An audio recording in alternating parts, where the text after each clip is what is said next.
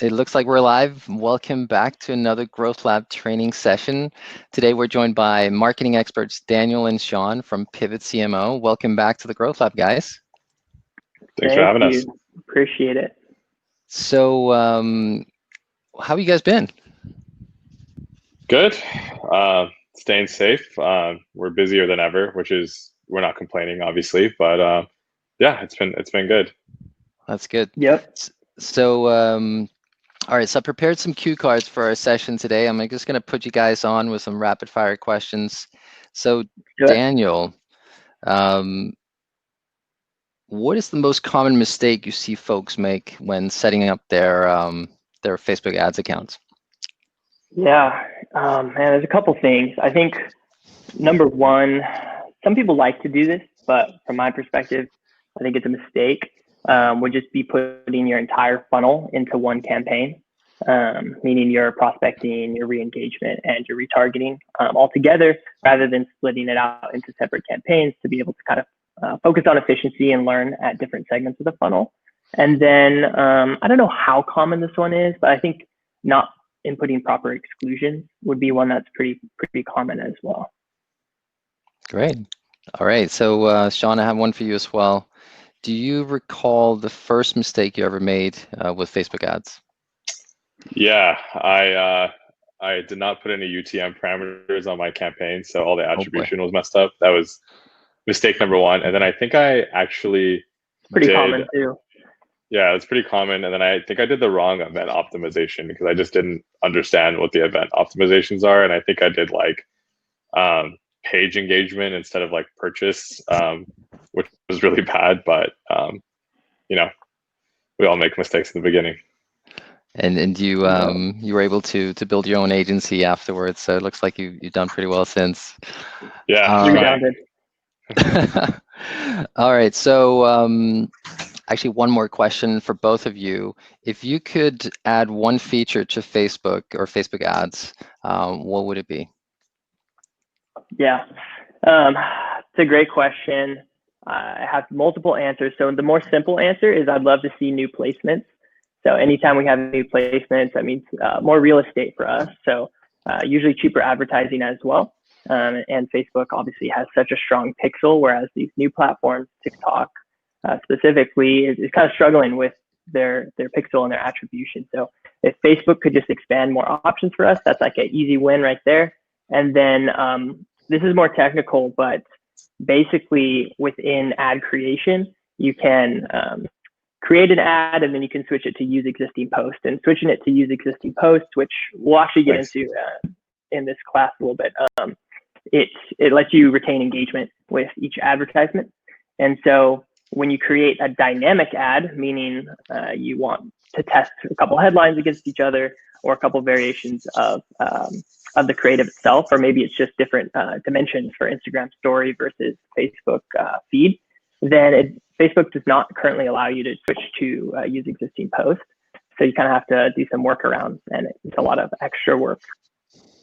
All right, Facebook, if you're listening, you need to take note here. So hopefully someone is watching from Facebook. Actually, in terms of Shawn, your previous answer, I see Sarita in the chat is already asking about what UTM parameters are. Any quick response to that one? Yeah, it basically stands for Urchin Tracking Module.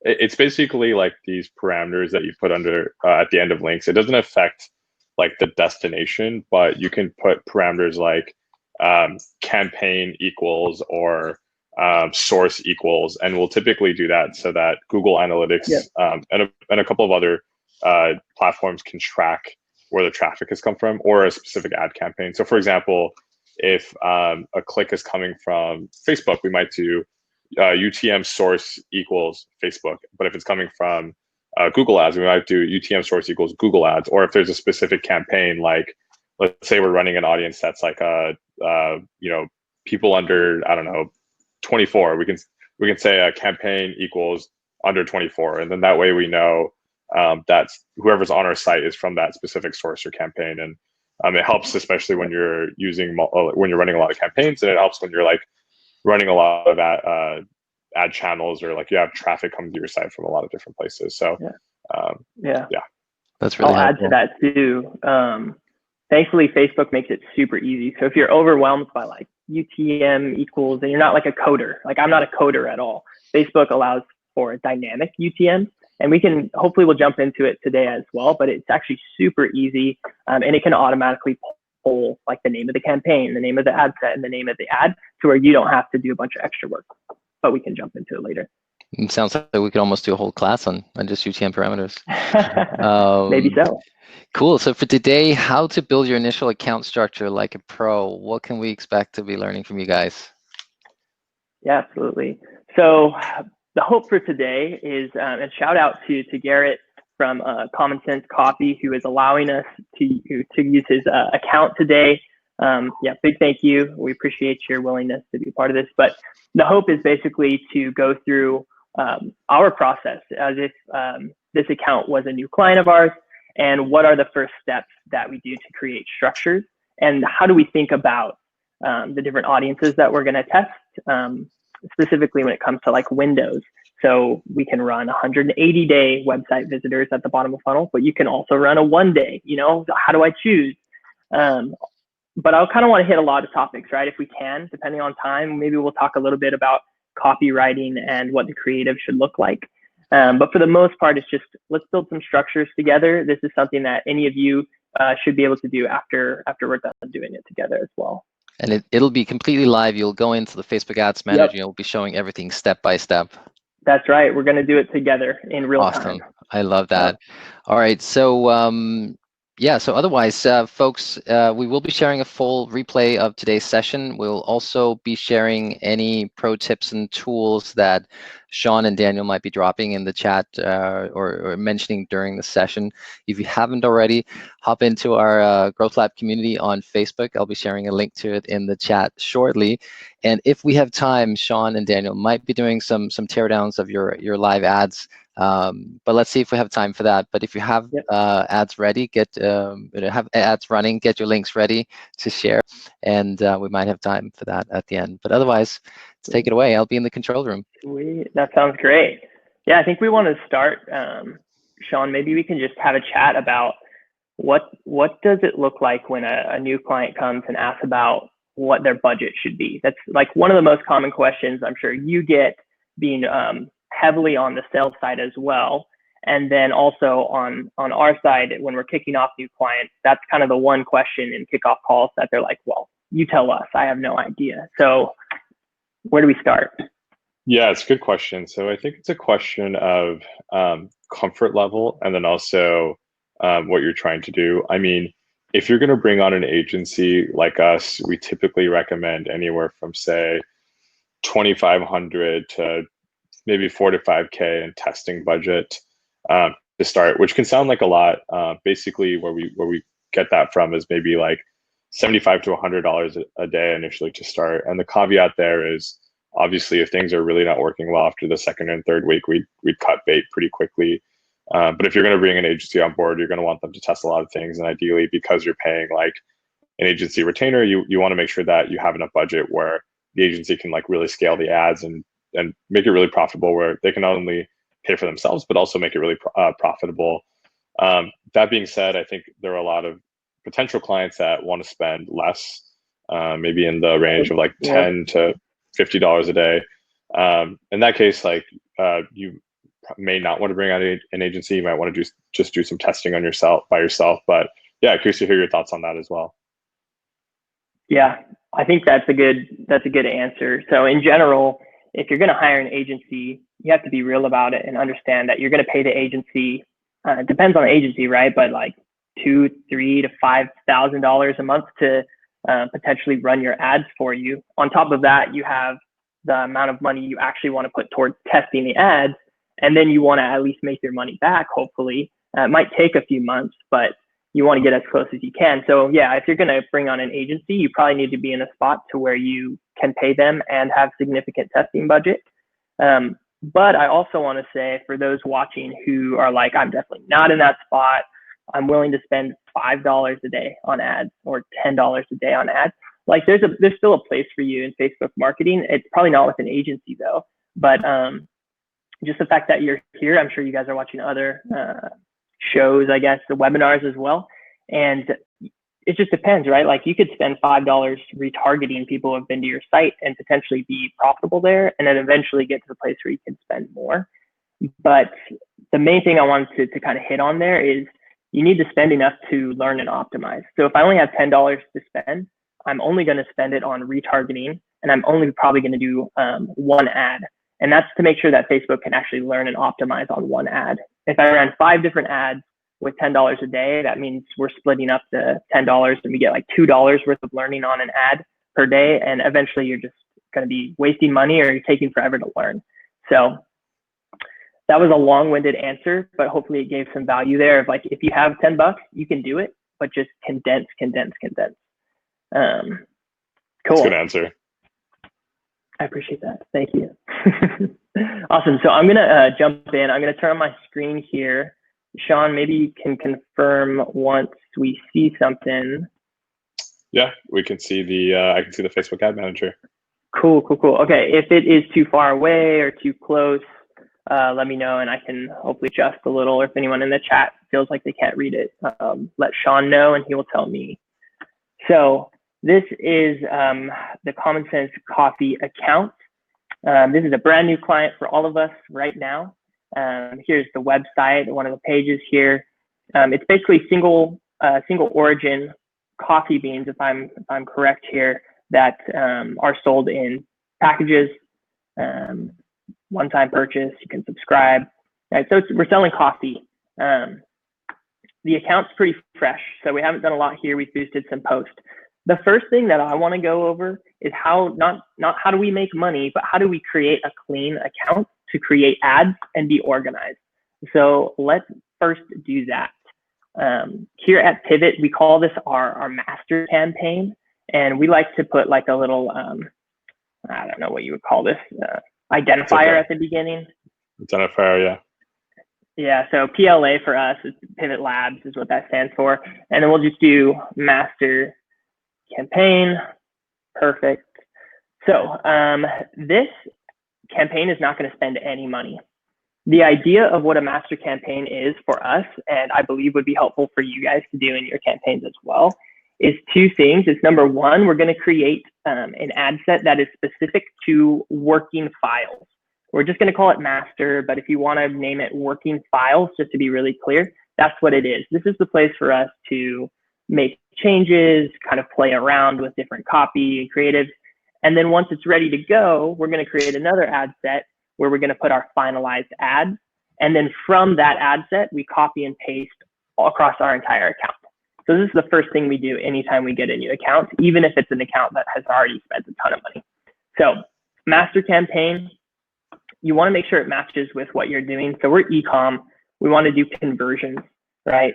I mean, you can run traffic or brand awareness, but Facebook does what you ask it to do, right? If you want people to know who you are, Facebook will go show people. But if you actually want sales, go with conversions. That's you don't need to get too tricky with it here, right? Pretty straightforward. CBO, we can talk about this a little more once we actually get into the ads that we're running. Of when do we use campaign budget optimization and when should we do ad set budgets specifically. And for now, it doesn't really matter, but CBO, we generally use it for most accounts. So I'm putting the budget at $2 just in case I accidentally leave this campaign on. Again, this campaign isn't supposed to spend any money. That's just in case I accidentally leave it on. All right, perfect. So we're gonna name the ad set master, and then we're gonna forget about the ad for now. Save to draft. Awesome. Shawn, do you have clients ever come to you and be like, ask specifically about CBO versus ad set budgets at all, or is that not something that people really ask about?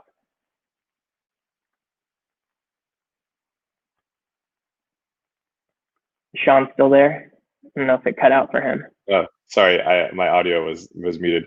I was going to say not specifically. More so, they'll ask why Facebook or why they've heard Facebook is shifting to CBO. and if that's like something that they're going to enforce or not. So that's the main thing that I've been asked. And I think the answer there is a shift towards pushing creative a lot more. But yeah, curious to get your thoughts on that as well. Yeah, interesting. Facebook has sort of threatened to get rid of the ad set budgets. From what we can tell, it's never going to happen. It's still going to be an option, but maybe eventually they'll lock in. Yeah, I mean, now's a good time to talk about it, I suppose. So as I'm creating this, I'll just talk through CBO versus ad set budgets. What's really interesting for brand new companies, I'm not sure, do we have a poll in there that's like asking how brand new these companies are? I forget what the poll questions were, how much they're making in revenue or spending.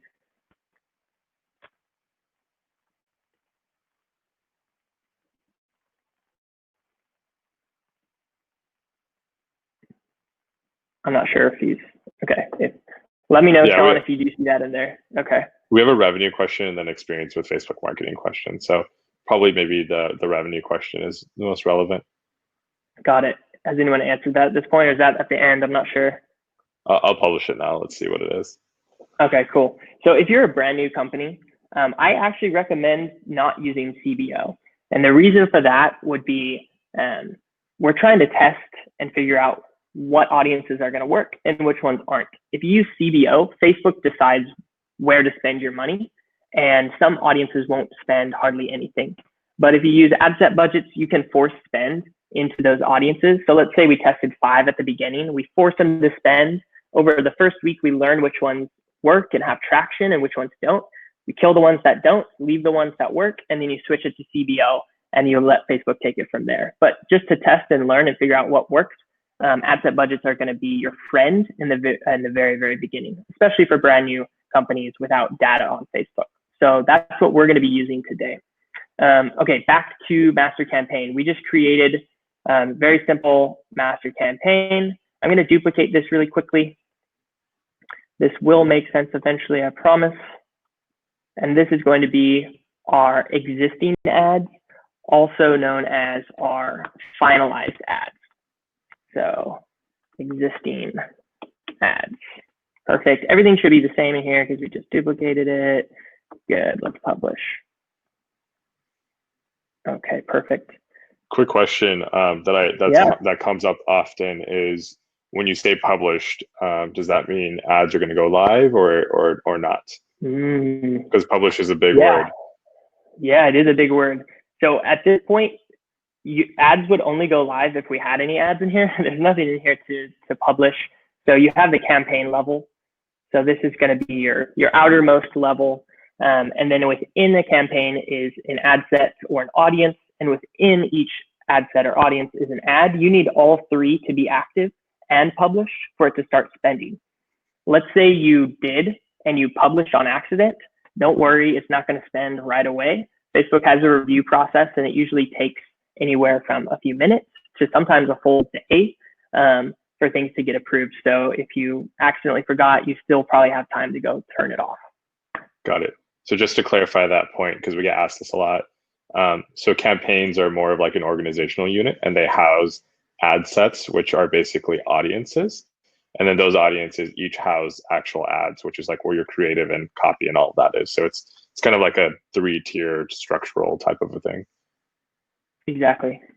Yep, that's a good way of explaining it. Perfect. So we are in a master campaign. We're going to go ahead and just create like a little test ad together. First of all, you're going to want to make sure that you have the correct page. Facebook likes to put the wrong page on here, even though you're in the correct account. So you just got to go through and find the right one. There it is. And the Instagram, perfect. Okay, so we're just going to choose an image that's already in here.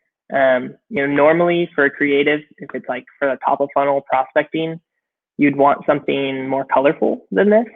This is kind of more like a retargeting type of ad. It's the product on white.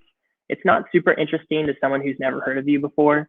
So that's why we would probably say don't use this for prospecting or the top of the funnel. But for now, we're not going to worry about that. I went ahead and created some simple copy, and I think I'll give this to Hans to put somewhere for you guys. This is just a simple copy toolkit that we use for new clients. It's a place for us to to write up ideas for the top of text, the headlines, and description, and we can just basically copy paste onto the ads themselves. One note, sorry, go for it, Shawn.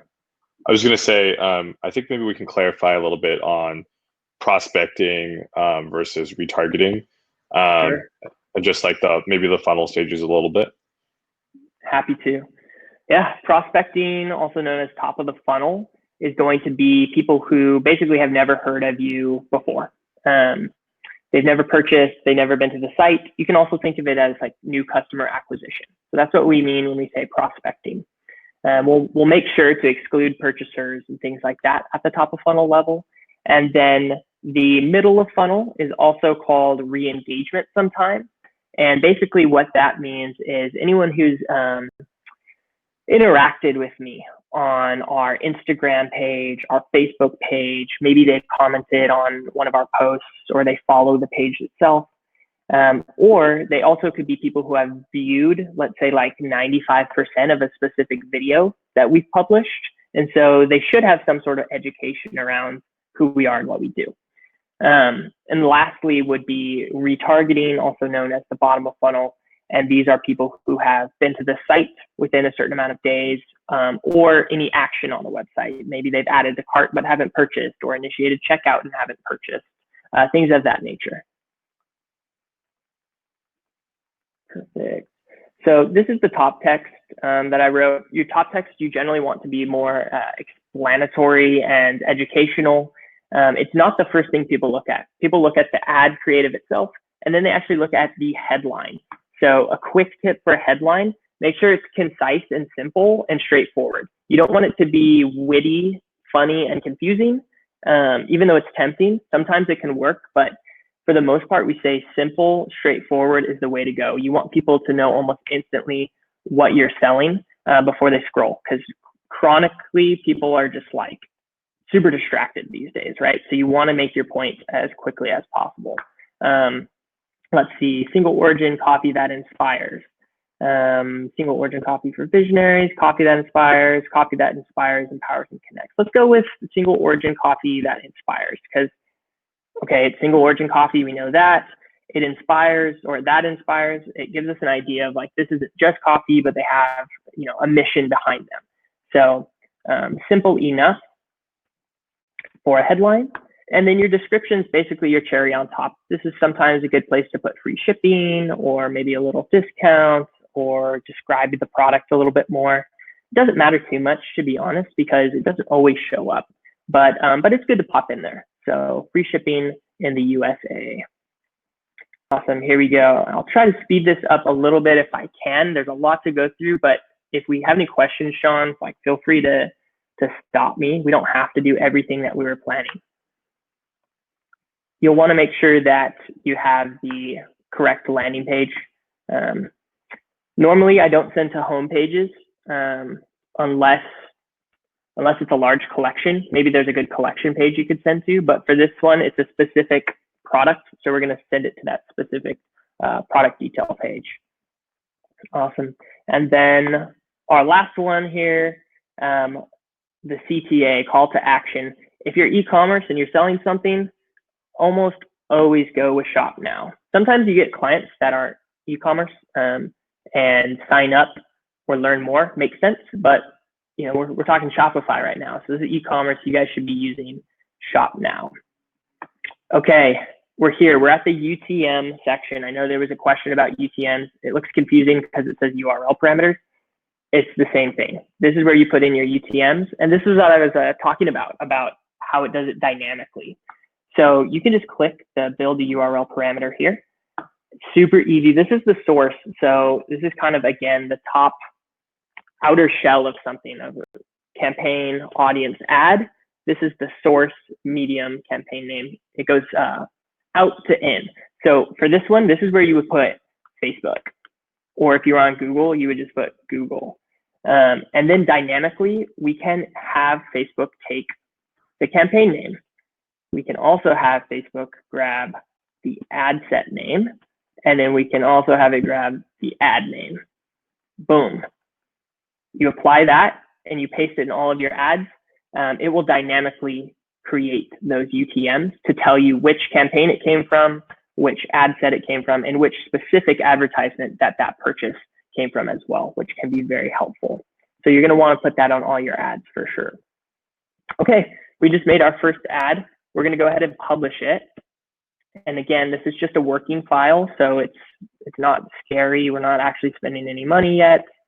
But one thing that I do want to do is go back and make sure that we turn off either the campaign or the ad set so it doesn't start spending. You can see it's in review, so that can be a little scary of like, oh no, I think everything's active, but you have time, don't worry. We're gonna go ahead and we're just gonna pop these off. And now you're not gonna waste any money on anything. Awesome. Shawn, I'm gonna pause for a second. If there's a question in the chat or if you have anything to add, I don't wanna steamroll through this though. No questions so far. It seems pretty straightforward so far. Awesome. Feel free to ask any questions in the chat, by the way, guys. I'll answer what I can. Anything that's like really relevant to what Daniel's talking about, I'll definitely ask him as well. Perfect. Okay, so we are still creating our master campaign. For anyone who's just joined, we are going through basically what this is. It's going to cleanly organize your accounts rather than just putting ads wherever you want and they all look different. We have one central place for working files and finalized ads. So it might be a little bit more boring at the start, but this is going to help you in the long run be super organized. So we are in our master ad set. We just created this ad. All I'm going to do, and this is super handy, you can just do Command-C, copy, easy. And then I'm going to click over onto our existing ads. I'm going to Command-V, paste. So you don't have to click all of the duplicate buttons. There are some short keys, some hotkeys for Facebook, which can make your life a lot easier. So it is spinning and duplicating for us. Cool. Okay. We'll let it load a little bit more. So you'll just want to get rid of this copy and dash. Eventually, if you leave those there and you copy and paste things all over the place, it's going to be like copy, copy, copy, and it gets a little bit annoying. So just delete that. You just want to double check everything looks right, looks the same as the way you created it. Landing page is there, shop now, our UTMs are there. Okay, this is where it gets a little confusing. You might have to go back and watch the replay here. What I'm going to do is I'm just going to copy our UTM parameters right now, and I'm going to publish this. So I need that because I'm going to switch our ad from what's called create ad to use existing post. I mentioned this in one of the questions Hans asked in the beginning, and the reason that we use existing post is because it finalizes the ad. It basically locks it. You can't change anything. So no matter what you try to do, you can't edit it, which is kind of a good thing because you're going to have it all over the place. It also helps to retain engagement, meaning if people like it, if people comment on it, that engagement is going to stick to that ad across your placement. So over time, it's going to look like it's got, it's a lot more popular. It has a lot more social proof, which can be a big deal in Facebook ads. Hey, Daniel.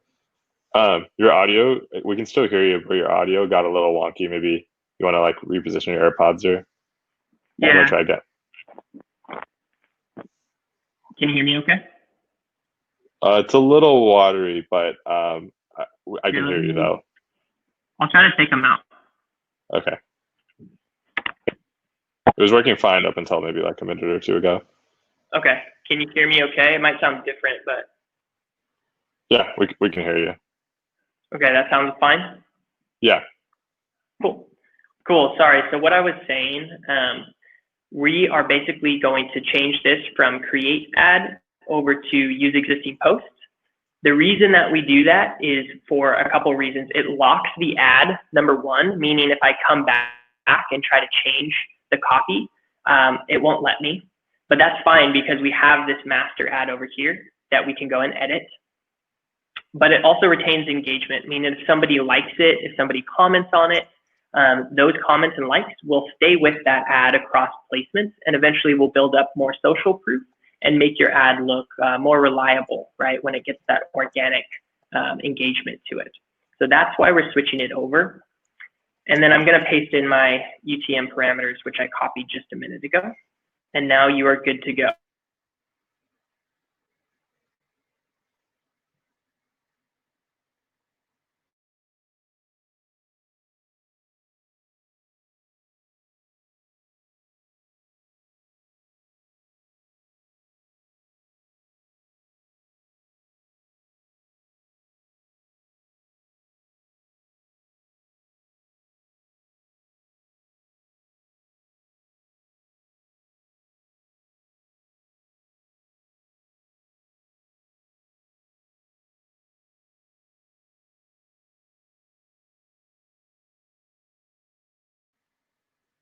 Hey, Daniel, I don't think we can hear you.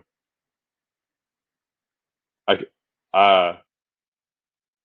don't think they can hear me either. I can't hear you either.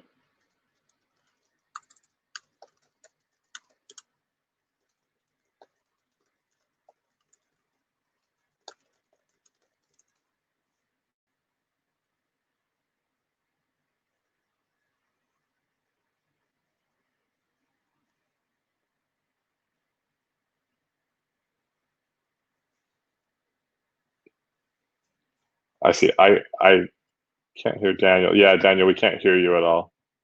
Maybe try throwing your AirPods back in.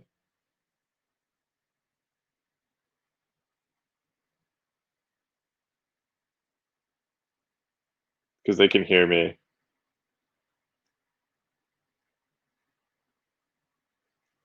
Maybe try ending call and hopping back in.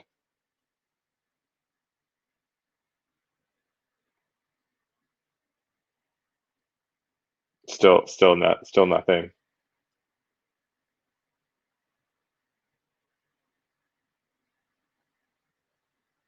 Maybe try hopping out and hopping back in.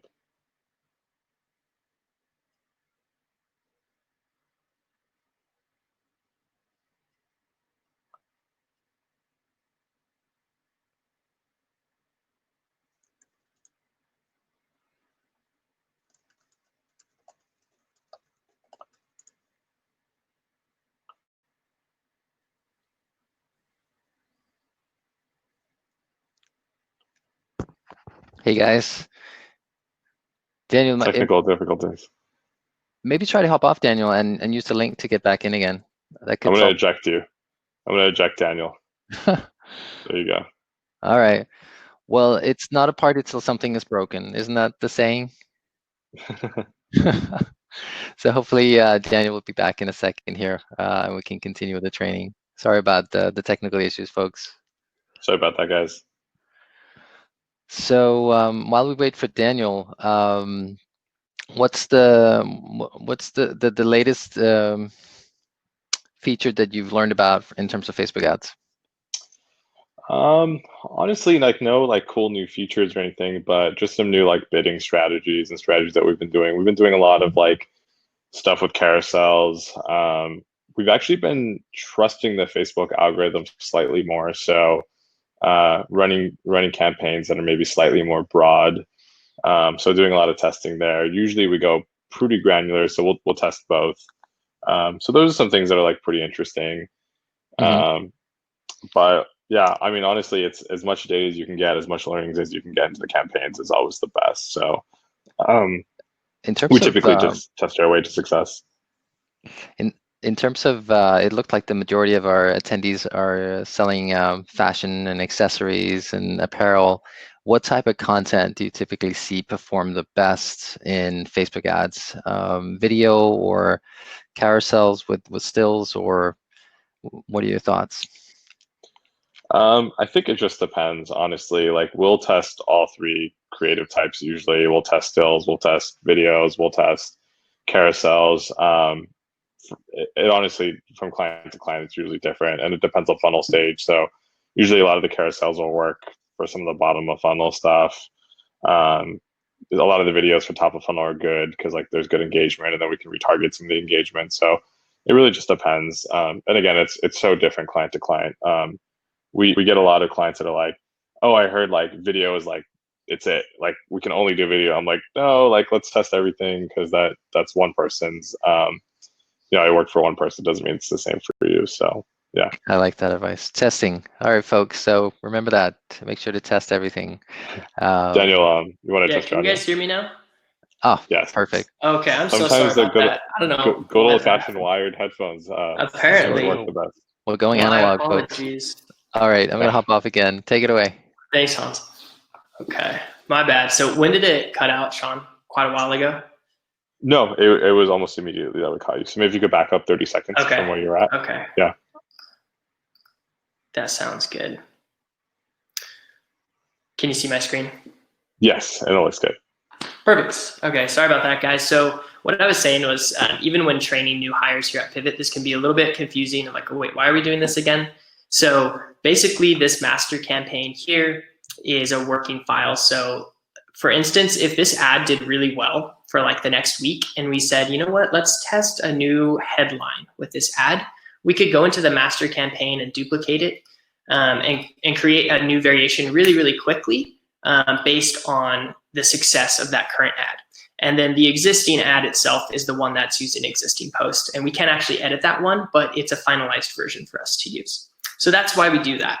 But now we actually have to create a campaign structure. So Shawn, you were talking about how we have the top of funnel, middle of funnel, bottom of funnel. So that's basically what we want to build out now. These are actually going to be spending money for us. So let's quickly create some of those here. And it doesn't have to be super complicated, especially when we're just starting. You can start simple. You don't have to spend a ton of money, but ultimately you just want to learn what's going to work and what's not going to work. So this will be our top of funnel. And the U should not be capitalized unless you want it to be. Perfect. So just like last time, we're going to use conversions as our objective. And then like I was kind of explaining in the beginning, since we're, for the most part, probably newer companies, we haven't spent a lot of money, I'm actually not going to be using the campaign budget optimization. The reason is I want to force spend into my tests to truly know if they work or don't work. Once I find audiences that work, then I'm going to switch CBO on and let Facebook and the algorithm really optimize on the audiences that are showing success and are having traction. So for instance, I know there's got to be a million coffee interests out there. So let's just say this is going to be our coffee roaster interest. I'm pretty sure that's one, but we'll check. And then don't worry about the ad yet. Save that to draft.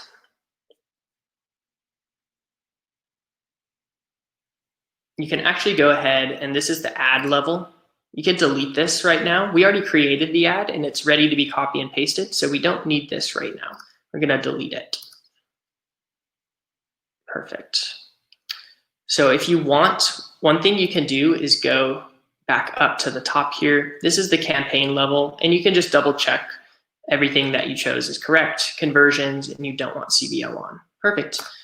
Looks good. And then you can click into the audience level, ad set level. Here, you're going to want to choose website and then make sure your pixel is correct. This is where we're choosing which event to optimize for. Shawn mentioned that one of his mistakes was he was optimizing for like viewed content or something when he first started ads. And like I said, Facebook will do what you ask it to do. You definitely want purchase to be your optimization, but let's say you don't have any purchases, like in the history, your pixel knows nothing about the people who purchase, then you might jump down to something like add to cart. But for the most part, you always use purchase. Awesome. Budget for now, we're just going to say 20. We kind of had the budget conversation. It's going to depend. You just want to make sure that it's significant enough spend to learn within a week or so. Okay, perfect. This is where we actually question on that. I get this question a lot. What is a significant amount of spend in order to understand if it's working or not? It's a great question. So it's going to depend on your product or service. Let's say that you sell something that costs $5. You can probably spend like $10 to figure out if it has some sort of traction, because it's a really cheap product. And normally you'll get more data pretty quickly with cheaper products. But let's say you have like a product or service that costs like $150. You probably will have to spend at least $150 to $300+ to collect data that we would consider to be significant. So generally like 1 to 2 times the cost of the products that you're selling should gather significant data, either clicks, add to carts, purchases, to tell you whether or not that audience is going to be successful or not. Awesome, thanks. Yeah, of course. So like I said, coffee roasters is going to be our target. The thing that I just clicked off here is, it used to be called interest expand. Now it's called detailed targeting expansion. The reason I turned it off is because this, oh, this is the wrong one. Normally the coffee roasters interest, I'm pretty sure there's one in here that's like really massive. Let's see, because these are job titles. Let's just do coffee bean instead. So we can see that coffee bean has 83 million people in the audience. So that's a lot. That's a lot of people. Generally, we'd say like 1 to 2 million is like a good audience size. If it's bigger, that's fine. The only reason that we really like to use interest expand, and it doesn't matter too much, but let's say you have an audience that's only 50,000 people, but you think that it's a really good audience to use, you might turn on the targeting expansion to allow Facebook to go find other similar people as well. But for us right now, 83 million is more than enough. We don't necessarily need that to be on. So I'm just going to go up here and change the name to coffee bean. Awesome. I want to make sure we're excluding purchasers here though, because this is top of funnel. These are people who should not necessarily know who we are and what we do. So we're going to be hitting people who have been to the website and engaged with us in other ad sets and campaigns. So we don't necessarily need those here. So if you want to be super, super safe, you can basically exclude all of those engagers, Instagram engagers, Facebook engagers, purchasers, obviously, website visitors. It's a lot, but that's what you would do if you want to be super safe. We don't always do the full gamut there, but you definitely at least want to get rid of the purchasers. But for this example, let's go ahead and just make sure we're excluding absolutely everyone there. Perfect. Okay, that looks good. We're going to publish that. Now, a quick way for us to create this is, instead of duplicating this once, we can duplicate and make like 4 more audiences at the same time, basically. So that's actually what I'm going to do in this case. You can just change that right down here. Let's go ahead and let's just do 3 more. So when choosing how many things to test, again, that kind of depends on your budget. If you have a large budget, you can test more. If you don't have that large of a budget, I would say condense down. So even if it's like super small, you could probably just do 1 test at a time. But a lot of our new clients come in spending, at the lowest 3,000 in a month, and we might start off with like 4 or 5 audiences for the first week or so, and then start killing them off if they're not doing well and testing new ones over time. But you don't want to start with like 10 or 20 audiences necessarily, because it's going to take you a long time to learn whether or not they're going to work. So for one of these, I'm going to click on here. Let's go ahead and do just a broad audience. So this is actually something that we do for most of our clients. It seems maybe from the outside perspective to be lazy, or like, wait, why would you do that? That shouldn't work. The way Facebook's algorithm is actually leaning is more towards being super powerful. And so it's kind of twofold. It's like, one, broad kind of works a lot of the time. Sometimes it doesn't. So in that sense, we want to test it. But also we use it as a baseline. So if I'm doing a lookalike and I also have a broad audience and the broad is working really well, it just gives me an idea of like, well, you know what, maybe I don't have to be super, super specific and make a coffee interests who also are business owners, who also are 20 to 35. You don't have to necessarily narrow it down that much, because Facebook has a ton of money behind it and a ton of learning behind it. So that's kind of the thought process behind why we might test a broad audience. In this case, you'll want to make sure that you get rid of the other audience that you duplicated. Perfect. That one's ready to go. Broad audience. We're just going to leave genders, all ages. Perfect. And then for these other ones, what we might do is we have something in mind, or you might just take what you already had, coffee bean, and you might ask for some suggestions. So coffee maker is one. So maybe we'll test coffee maker in this one. Okay, now we have that. We'll just change the name. Coffee maker, interest. And then same idea here, we might find one more.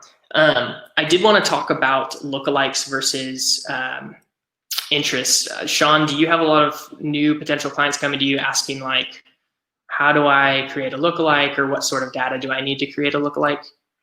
Yeah, the two questions I get asked the most are how many purchases do I need to make a lookalike audience? And then should I only be doing lookalike audiences versus interest? Like, because they've heard that, oh, hey, lookalikes are the best.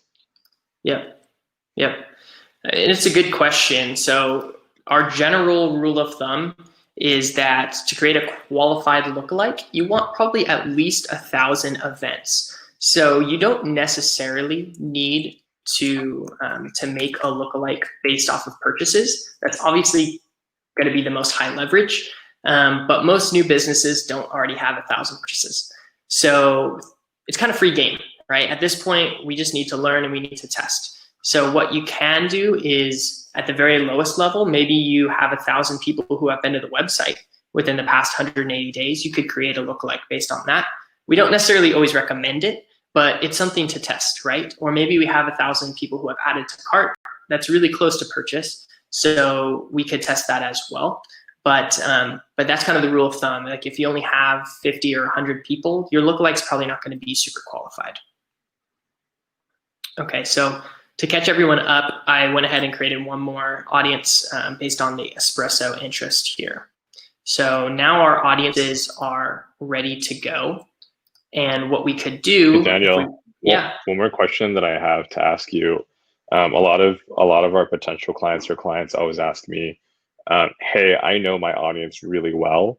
I know, for example, that they're interested in coffee beans. I know that they're between 20 and 25, and I know that they are also maybe in this case they're very affluent. If the coffee beans are normally priced here, but they're not that expensive. So one strategy I've seen a lot is like coffee bean interest, in that case 20 to 25, and then they pick like the highest wealth zip codes in the US.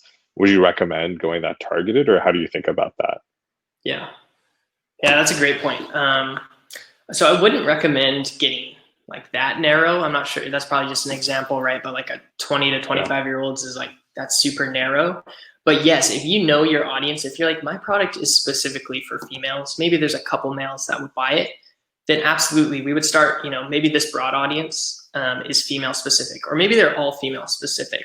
If you're confident in that, I'd say go with it. If you're a little bit unsure, but you kind of have an inkling, maybe just leave it open and let the data tell the story. Because ultimately that's what we should be paying most attention to. But for instance, I think we had a client that came in and we were going to leave it open, and then they were like, no, we know our audience is female. So we went ahead and switched to female and are seeing success there. So if you're confident in it, do it. If you're not too sure, maybe just leave it open. Is there a minimum audience size that you'd recommend? Because I've seen, I kind of know the answers to this, but I'm curious to get your point. But I've seen a lot of clients say, narrowed it down to literally 100,000 people in the US or 50,000 people in the US. Is that too small in your opinion, or how do you think about it? Because you mentioned 1 to 2 million is kind of the upper limit earlier. Oh gosh, there's a lot. Okay, so you could do it, and I think it could be fine. It's like, what is your goal though? If your goal is to scale and to be able to spend more significant money and see similar return, then I would say that's a bad idea. Like, you could do it, but you're going to run out of audience so quickly. So one metric to pay attention to, which we can actually see here on the screen, is frequency.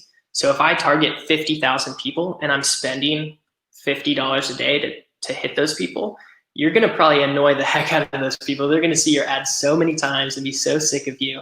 So you're going to run out of audience. which is why we as an agency, and most of our clients, if not all of them, their goal is to scale. If that's also your goal, you're most likely going to want audiences that are at least 1 million, so that you'll be able to push a little bit more budget in there and your frequency is not going to skyrocket. Got it. One last question, a good question here. Should each ad set only be limited to one interest? And I'm guessing that has to do with the audience size, correct? Great question. Yeah, that's a really good question. So no, it doesn't have to be. For this instant, we're just testing and we're just starting. So the reason I like it is because I know if Coffee Maker works, then I know it's Coffee Maker that's working. But if I put Coffee Maker, Espresso, and Coffee Bean together and it's working, I don't necessarily know which one it was that's working. And maybe if I pull them out, one would be a lot more successful than the others. And so that's why I like to start it segmented like that. But there's a really cool tool, which we probably don't have time to get into, but Facebook has something called Audience Insights. And if your company's big enough, so for a lot of us, it might not apply, but we can see specifically what our followers are interested in. Other pages, like the furniture stores they like, the grocery stores they shop at. And a lot of times we might take the top 5 or 10 of those and stack them together and call it audience interests or audience insights. And that's one audience or one ad set. And so, yeah, sorry, that was like more long-winded to explain the answer, but absolutely stack away. Got it, thanks. Of course. Cool, so we just made a few interests. I wanna go ahead and jump over to audiences here. So I already have it pulled up. So we were just talking about lookalikes. You can see a few numbers here. A lot of them are still pending on how large they are. But we know that our Instagram engagers is like at least 11,000. And even our Facebook engagers is 1,600. We could go ahead and create a lookalike off of it. Again, I don't necessarily think it's high leverage or that we definitely should do it. But if you're itching to test a lookalike, there are ways to create them with other things than just purchase events. So what you would do is you just can click on Instagram engagers, for example, create lookalike. Really easy. It's probably going to be United States. There it is. And I would start with 1%. If you want to create a few, one thing you could do is like this will create a 1% and 1 to 2%. It'll create a ton, but I would just stick with 1% for now. And then you could go ahead and pop that in as well. I don't think we'll do that right now, but there you go. It's ready. You can pop it in. Awesome. So I wanted to go ahead. I know that we're already getting close to 4, but just talk about how to create these audiences and how I'm thinking about the top, middle, and bottom of funnel. So this is super easy. If anyone's not done it before, you click over here and you just go to audiences and you can create specific audiences here. I won't do too many of these, but I just kind of want to show you where to go. So you would click on website, and this is where you could create. This is just all website visitors past 30 days. Give it a name, website visitors 30, and you can create it. You can change this all the way up to 180 days, and you can go way, way down. I don't know if I've ever done a 1-day audience, but I think it's possible. Yeah. Other things within here, you can create audiences based on add to carts and initiated checkouts and purchase. So when you're just creating a new ad account, you definitely want to create purchase 180. You definitely want to create some add to cart audiences and some initiate checkout audiences if that's part of the funnel that you have on your website, and website visitor audiences. That's kind of going to be your basic ones. And you can see here that I've created those. So for instance, this is purchase 180, add to cart 180.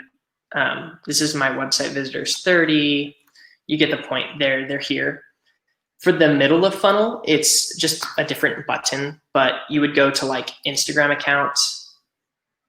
Oops, sorry about that. And you would make sure that you select the correct account here at the top. If it ever loads, it will load eventually. Yeah, so that you can see that's not the right one. You would go find the right one, put in your amount of days, and you can create it that way. And then there's a way to do Facebook and video views as well. So we've already actually created all of those. We're going to go ahead and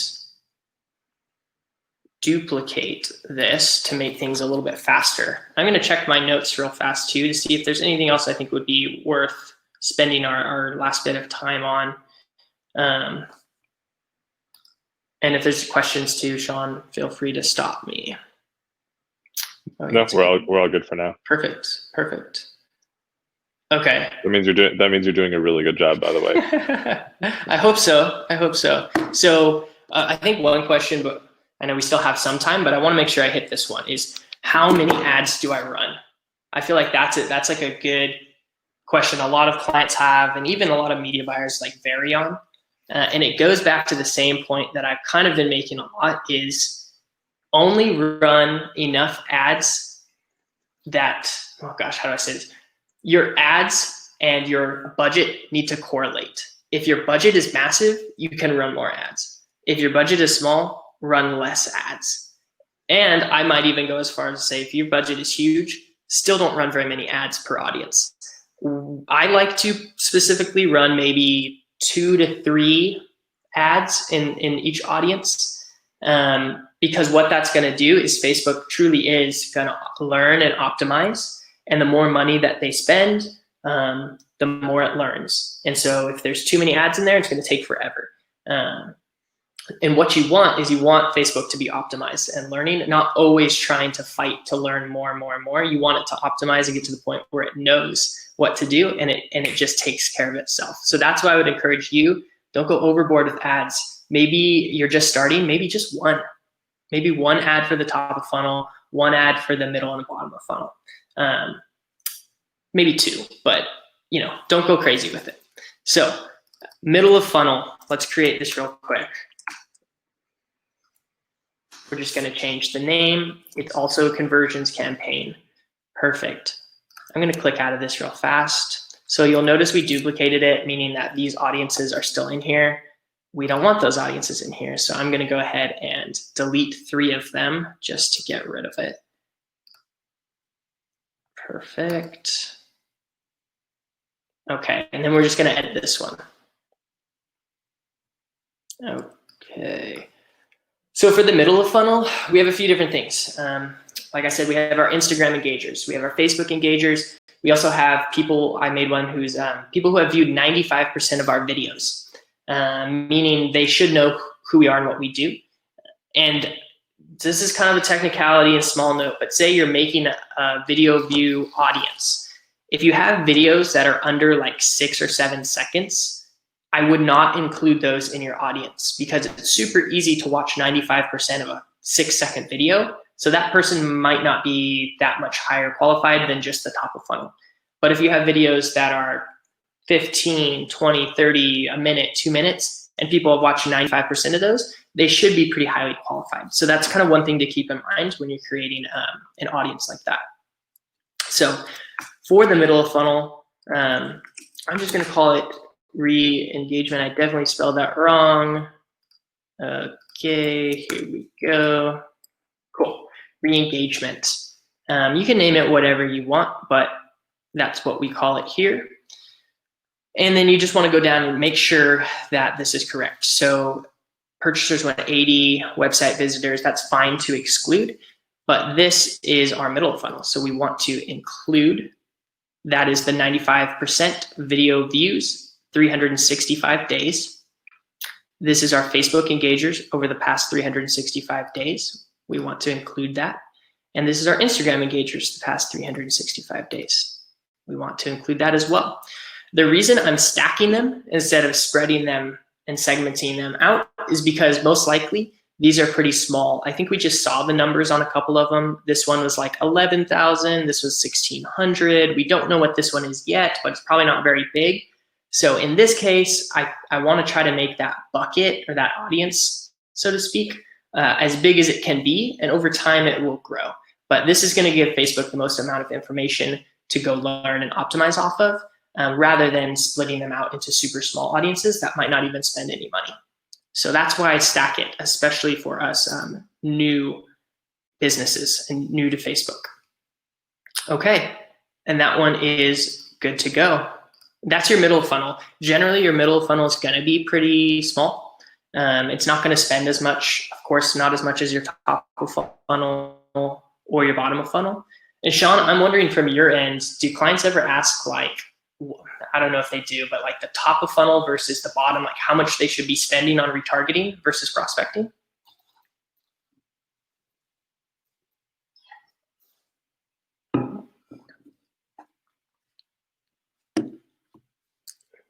I'll give them a minute here. Sorry, I was muted.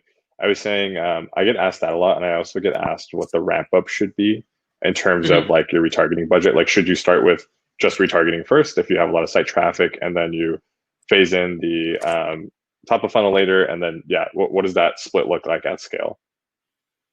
Interesting. Okay. Yeah.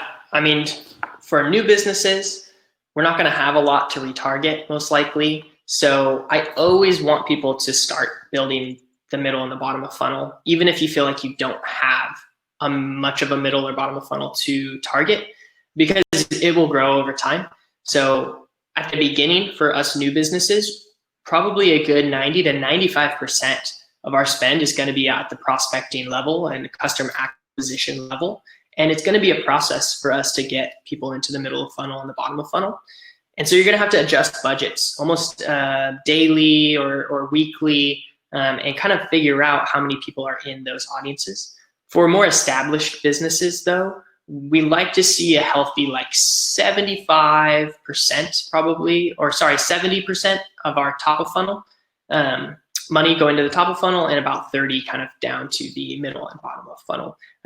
We want new customers to keep flowing stronger than people who already know who we are or maybe might be purchasing for a second time. That's not as valuable to growing our business. But it's kind of a case-by-case scenario. So let's create the bottom of funnel, put the ads in, and then we'll pause there. And that might be it unless we have some other stuff that we want to do too, but we're almost there. So I'm duplicating the middle of funnel right now, and I'm going to create our bottom of funnel.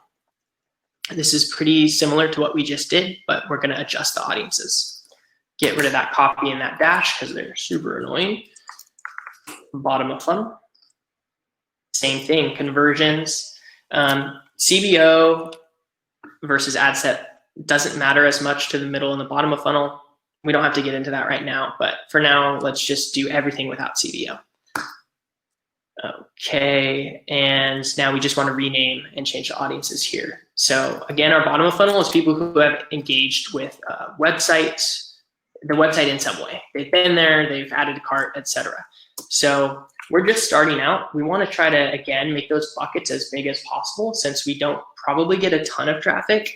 So that's why I'm opening it up to 180 days. You might be thinking, what the heck is WCA? It stands for Website Custom Audience. That's what I like to call it. Some people just do WV, Website Visitors. That actually makes more sense, but I'm just so used to putting WCA that I'm just going to keep doing it. So WCA 180, and then we want to make sure that the audience is correct. So we'll get rid of these.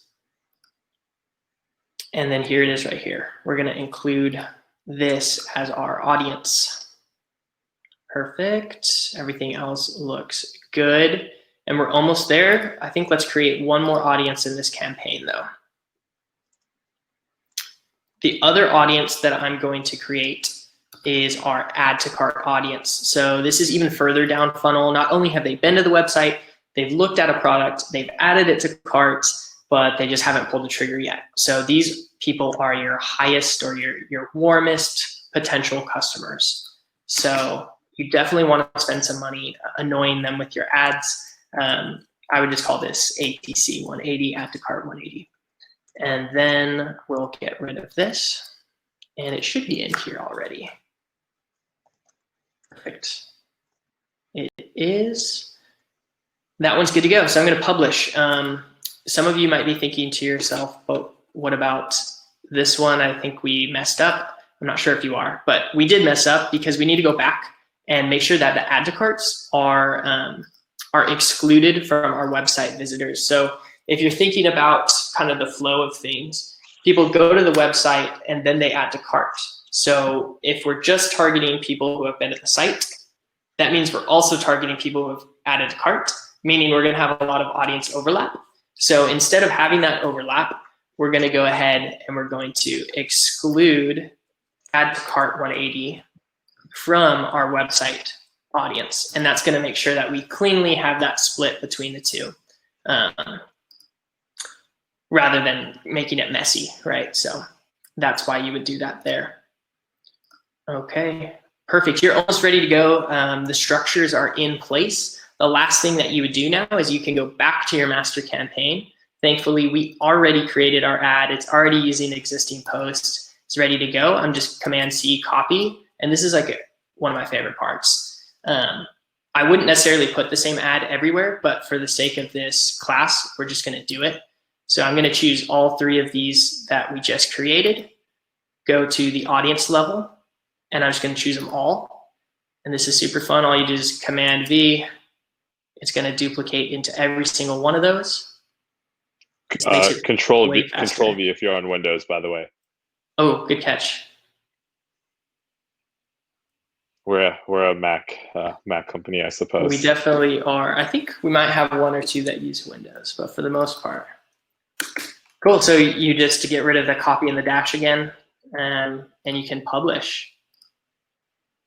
And you just created your first structure pretty simply and easy. And now you have a clean way of creating ads as well. A couple quick notes. I know we wanted to maybe look at an ad or two. After you launch and you start learning, you're going to want to pay attention to the frequency. So maybe your bottom of funnel is way smaller than you thought it was, and your budget was too high.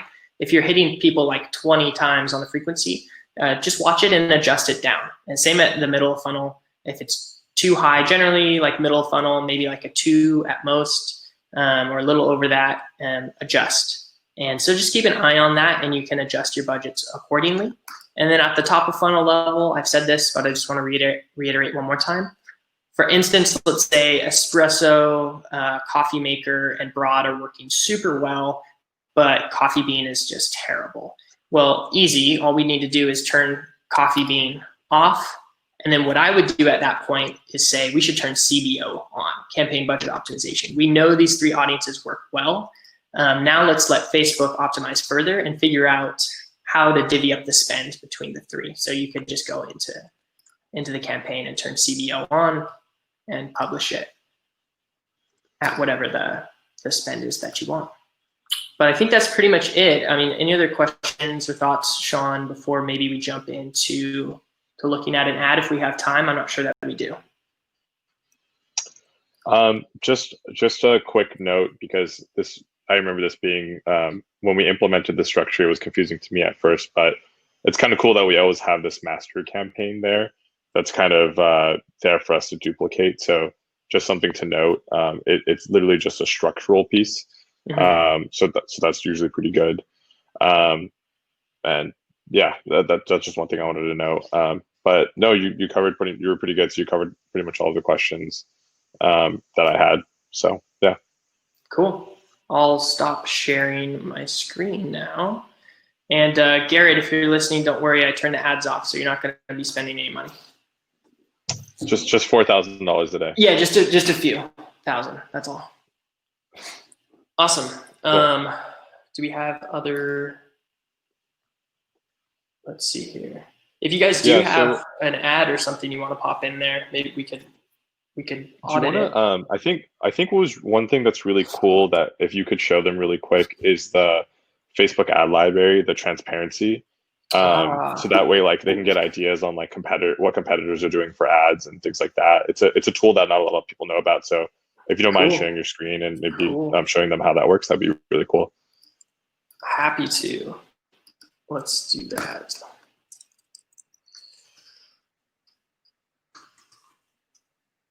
Okay, you can see my screen, yeah? Yeah. Okay, cool. So by the way, you can just Google this and it's usually the first result. Exactly. Facebook ad library. And let's see, what's a coffee competitor? You think, Shawn, you think of any off the top of your head? We could do Groundworks Coffee. I think that's a coffee brand. Is that one word or two? I think it's one word. Let's find it. Is this it? Is that something else? No, that's not it. Works coffee. Works coffee. How about Black Rifle coffee? Phil's. Ooh, Black Rifle. Interesting. Here's Phil's coffee. You want to click on that one? Sure. Yeah, we can look at that one. Might as well. So, do you want to explain what the? Oh, so not running ads. Interesting. There we go. So you'll want to check if it's clicked onto this like elections, political stuff, and just click to all ads instead. Sorry, what were you gonna say, Shawn? Oh no, I was just gonna say, do you want to kind of explain what this is? Yeah. So it's pretty simple, right? It's a tool that we can look at to see, okay, what are our competitors running? What do their ads look like? What does their copy say? Maybe they're running a specific discount. And it might spark an idea for you. Obviously, this isn't a tool to be like, hey, let's go copy exactly what they're doing. But it does give you a good idea of like, oh, dang, they've got really nice stuff. Or maybe we should think of doing something similar, but that's more on brand with what we're doing. And so sometimes you get in that rut of like, we've been doing similar stuff. We kind of want to break out of the box, but don't know how. This is a really good place to go just for ideas on anything. It doesn't even have to be competitors. Maybe you have a company you really look up to and you're like, that ad was so cool, or all of their ads are cool. You could just look them up and be like, try to get ideas from them as well. Got it. Do you want to show Black Rifle coffee? Really, I just looked it up. Yeah. It has a ton of ads. Is that two words? It's 2 words. Yeah, Black Rifle Coffee Company. Sure. Yeah, that's that first one. They have a lot of ads, so it's a good example of like being able to see kind of everything that's going there. Mm-hmm.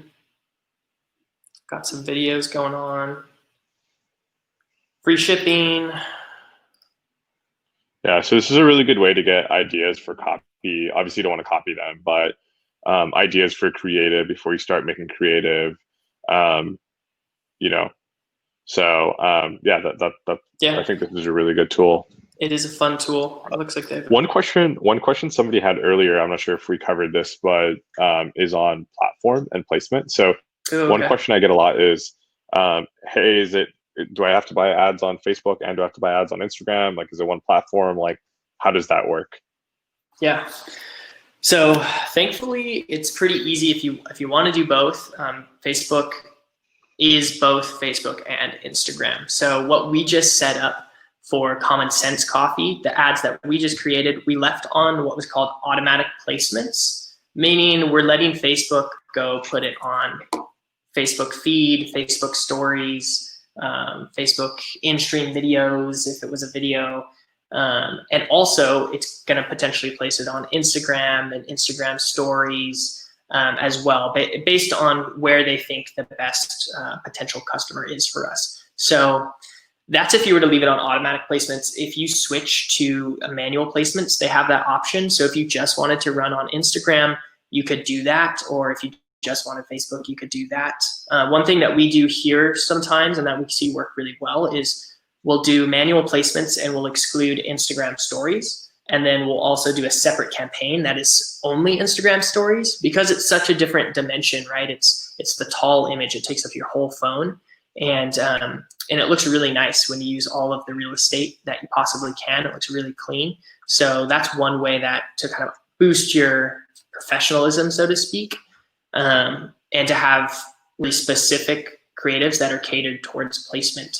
But there's nothing wrong with just doing a simple square image and automatic placements. That generally works just as well, if not better. So awesome. Okay, that was really helpful. Any other just high-level tips for people just starting out? We're just about on time, but any other like last-minute tips with people just starting out? I know it can be really scary because you're spending money on a platform and you don't know if you're going to get it back. I think a lot of people have heard really good Facebook ad success stories and then horror stories as well. But any words of advice or calming things? Yeah, I think a couple things. One would be, well, just don't be too scared, right? Ultimately, there's not one right way to do things. I've laid out what we do and what we've seen work well for our clients. There's other agencies that do it differently and it works for them too. So if you feel like you just want to test something out, do it. You're going to learn from the money that you spend. So yeah, there's ways to test things that you wouldn't learn, but for the most part, if you do generally what we had showed you, you're gonna at least learn something from your ads. So don't be too afraid there. It's not like this crazy complicated science. And then the other note that I wanted to mention was it's not like you have to be a magician at Facebook. What's actually more important potentially is what your offer is and what your product is. If it's a quality product and a strong offer in terms of the full mix, right, of price and quality, and if it's a bundle or whatever, if it's a strong promotion, then Facebook becomes way easier. If it's not, you're going to struggle on Facebook. And if you're struggling on Facebook, maybe think about what you're promoting. Maybe try to switch it somehow. That's going to be your most powerful tool, not CBO versus ad set budget. That'll tweak it, but that's not going to change if your product is crap or if it's good, right? So yeah, one thing that comes up in my sales conversations a lot, and I know this is going to create an explosion of questions. So I will, before I say this, I will caveat it with, we're happy to answer any additional questions. Just reach out to us in the contact form on our site, and Daniel and I are happy to schedule time to chat. But one thing that I think a lot of our clients are unrealistic about is their return on ad spend. So a lot of clients come to me and they say, hey, I buy my product from my, supplier or wholesaler for, $15, and then I'm selling it for $20. I need to acquire customers for like $1. And like, that's pretty impossible. So I think also being realistic about your margins and your product margins and what you're selling it for versus what you're buying it for, just having really good core business principles can really help you go a long way. So I think that's really, really important to know, is just to make sure you have enough room. Usually we recommend at least 50%, ideally like 60 or 70% margin to acquire the customer if you can. There are differences if you have a subscription product, obviously, things like that. But another thing to note is like Facebook ads can be really hard if your acquisition cost needs to be such a small fraction of the total cost of the product. So just one thing that I wanted to point out there as well. Yep. So yeah. I think that's about our time. We're happy to answer your additional questions. Just hit the contact form on our site. I think Hans just put it into the contact form. It's just pivot, pivotcmo.com. I promise you, if you hit the contact form, we will schedule a call with you. Also, feel free to email me. It's just Shawn, SHAWN, @pivotcmo.com. Hans will send our contact info out, our LinkedIn's and all of that as well. I think post call, and then we'll try to answer as many emails as we can. Actually, no, we'll answer all of the emails. So feel free to email. It may just take us a little bit of time to get back to you, but yeah, we appreciate everyone coming out. And Daniel, any closing words? Thanks so much, man. That was really good. Yeah, of course. Sorry for the audio issues. I'm sure next time I'll have the wired ones ready. No, that was fun, Hans. Thanks for having us. We appreciate the community you guys have built and a platform for us to share some basic insights. For anyone who isn't more invested in the Facebook community that they've started there at Shopify, get plugged in. You guys, there's a million of these that are really quality. There's a lot of good people talking about the insights of how to create better websites and be better at marketing on all sorts of platforms. So yeah, this was fun. I'm glad we did it. Yeah, and yeah, like I said, I think Hans just dropped a link to the Growth Lab community, so feel free to reach out there. We'll also try to answer as many questions as we can there as well. So yeah, have a great Friday and good weekend, everybody, and looking forward to seeing you guys again on another one of these. Awesome. Sounds good. Thanks, guys. Bye.